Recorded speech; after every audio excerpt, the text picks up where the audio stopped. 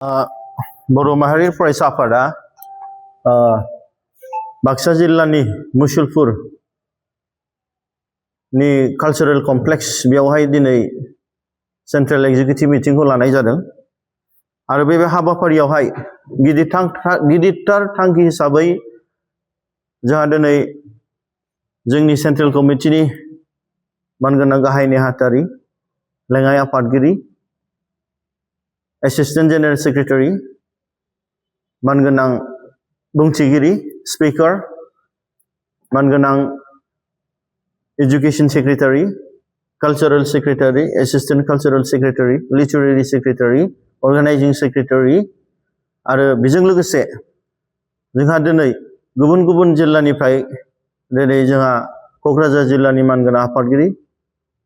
जोंहा चिरां जिल्लानि मानगोनां गाहाय नेहाथारि बाक्सा जिल्लानि मानगोनां आफादगिरि जोंहा उदालगुरि जिल्लानि मानगोनां आफादगिरि आरो गासैबो जोंनि सेंट्रेल डिस्ट्रिक्ट कमिटिनि मेम्बार्स बिथांमोनहा जोंनि नैबे हाबाफारियाव नुजाफैनो हादों आरो बे हाबाफारिनि गेजेराव गोबां जों इस्यु जों सावरायदों। गिबियावनो जोंहा जिहेतु बर' माहारियारि फरायसा आफादनि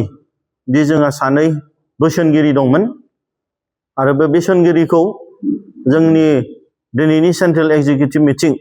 नैबे मुसलपुर कालचारेल कमप्लेक्सआव जिहेतु आफादनिफ्राय बिथांमोनखौ जोङो दिनै रिलिज होनाय जाबाय जोंनि मानगोनां मनन्जय दैमारिजों लोगोसे जोंहा मानगोनां पबित्र बर' दा बिथांमोनखौ जोङो जोंनि गोसो गोरबोनिफ्राय साबायखर बावो दि बिथांमोनहा बनसुखौ दाजेननायनिफ्रायनो बर' हारिनि देरसिन सिमां आलादा रायजो सोरजिनायखौ मावफुंनो थाखाय बिथांमोना जोंखौ सहाय होबोदों आरो बिथांमोनखौ जों गोसो गोरबोनिफ्राय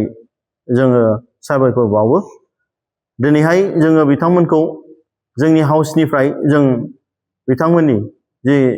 सेक्रिफाइस आरो कन्ट्रिबिउसनखौ जों मान बावनानै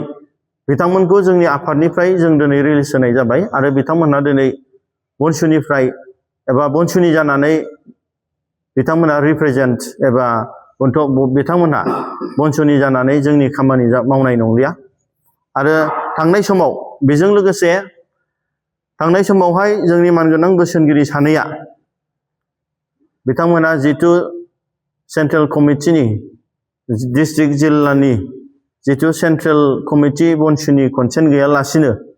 जिहेतु मोनसे इनचार्ज हिसाबै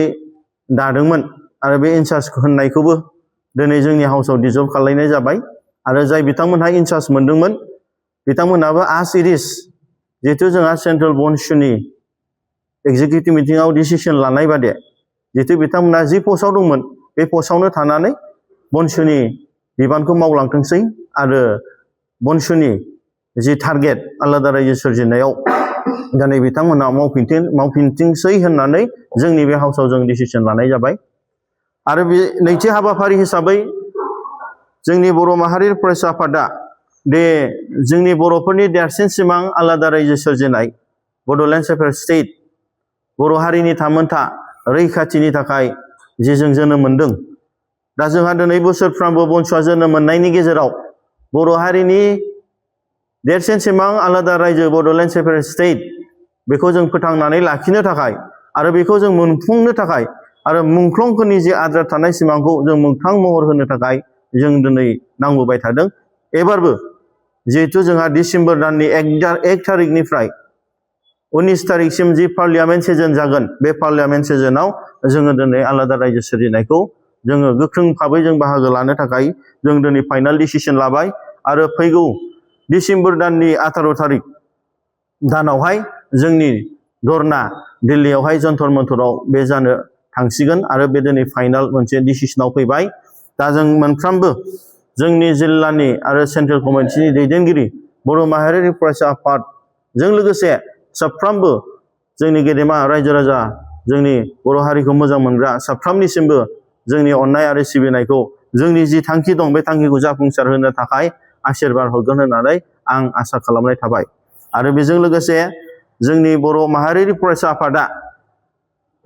फैबाय थानाय समाव जि बर' हारिनि देरसिन सिमां आलादा रायजो सेपारेट स्टेट बड'लेण्डखौ जाफुंसार होनायाव जों गोख्रों भाबै जों आवगायलांगोन आरो जोंनि जे डिमान्ड बे डिमान्डखौ एबा जों हाबसिननिफ्राय हामसिन जोंनि टारगेटखौ सहैनो थाखाय जों दिनै आवगायलांगोन। जों गिबियावनो बर' माहारिनि फरायसाफोरा जों जोबोद गोजोननाय मोनदों जे जोङो गोसोखांनांगोन बे थांनाय समाव 2003आवहाय जेब्ला BLT जोंनि मानगोनां हाग्रामा महिलारिनि दैदेननायाव आरो BLTनि दैदेनगिरिफोरनि दैदेननायाव जेब्ला भारत सरकार आरो आसाम सरकारजों सुक्ति जादोंमोन बेवहाय बर' रावा दिनै मोनसे माने कनस्टिटिउशनेलि जोंनि 8 शेड्युलावहाय दिनै सोजादोंमोन आरो बेनिफ्रायनो बर'आ जोंनि भारत हादराव मोनसे नेशनेल लेंगुवेज हिसाबै राष्ट्रीय भाषा हिसाबै जायगा मोनदोंमोन आरो बेनिफ्रायनो दिनै जोंनि बर'आ मोनसे भारतनि कनस्टिटिउशनाव जे बर' रावजोंबो दिनै लिरनो हाबाय। आं बिथांमोनखौ रोजा रोजा साबायखर बावो जोंनि मानगोनां हाग्रामा महिलारि सारजों लोगोसे एक्स BLT दैदेनगिरि बिथांमोना गावसिनि जिउखौ सेक्रिफाइस खालामनानै गावसिनि बेसेन गोसा समखौ सेक्रिफाइस खालामनानै दिनै गोबां मुंख्लं जानायनि गेजेराव दिनै बिथांमोना बे बर' रावखौ BTC गोरोबथानि गेजेराव 8 शेड्युलाव सोनानै दिनै नेशनेल लेंगुवेज बानायनायजों लोगोसे बिथांमोना दिनै कनस्टिटिउशनावबो बर' रावजों ट्रेन्सलेसन होनो हानायनि थाखाय भारत सरकारखौ बर' माहारियारि फरायसाफोरा बिथांमोननिसिम रोजा रोजा साबायखर बावो। बर' माहारियारि फरायसा आफादा जे 6टा जनजाति बिथांमोननो जि ST डिमान्ड बे डिमान्डनि सायावहाय जि क्लेरिफिकेसन बिदों बेनि क्लेरिफिकेसनाव बन्सुनि स्टेन्डआ क्लियार आरो जाय समावहाय कुनु बर' आफादफ्रा बिनि सायाव खोथा बुङाखैमोन बेयाव बन्सुआनो जों बुंगोरदों जिहेतु जोंनि स्टेन्डआ क्लियार बे बर' हारिनि थामोनथा रैखाथिखौ सोरबा दिनै गोजौ थाखोनि सोरबा नन ट्राइबेलफ्रा दिनै जोंनि बिरोधि खालामनो नागिरनायाव जों जेब्लायबो बन्सुआ जों गसंगोन आरो 6टा जनजाति जि बिथांमोननि जि डिमान्ड बे डिमान्डआव बर' माहारियारि फरायसा आफादा जों जेब्लायबो बुंगोन दे बिथांमोननि डिमान्ड खालामनायाव जोंहा बुंनांगौ गैया। नाथाय जेब्ला जोंनि बर'फोरनि एबा ट्राइबेलफोरनि बे समस्याया दिनै नाख्रेब जायोब्ला बेवहाय जों क्लियार जों स्टेन्डआव दङ बे 5 मिनिट आगोलब्लाबो 1 सेकेन्ड आगोलब्लाबो जोंनो बर'फोरनो जोंनो आलादा रायजो होग्रोनांगोन आरो बेनि गेजेराव गुबुन बड'लेण्ड ओनसोलनिफ्राय बेलेग आसामाव थानाय ट्राइबेलफोरनो थाखाय सेपारेट एडमिनिस्ट्रेसन होग्रोनांगोन। बेवहाय जोंनि स्टेन्डआ क्लियार आरो बिथांमोना इलिगेल भाबै आयेननि बिरोधि भाबै दि जोंना रेजिस्टार जेनेरेल अफ इन्डियानिफ्राय जि बिथांमोना मोनबा क्राइटेरियाखौ जोंनि फुलफिल खालामनो हायियावबो पलिटिकेलि बिथांमोना डिमान्ड खालामनायाव जे जोङो पार्लियामेन्ट एबा माबा मोनसे जि पलिसि लाबाय थादों बे पलिसि लानायाव जों गोख्रों भाबै जों स्टेन्ड जागोन। कुनु इलिगेलि दे जोंनि बड'लेण्ड डिमान्डआनो दिनैहाय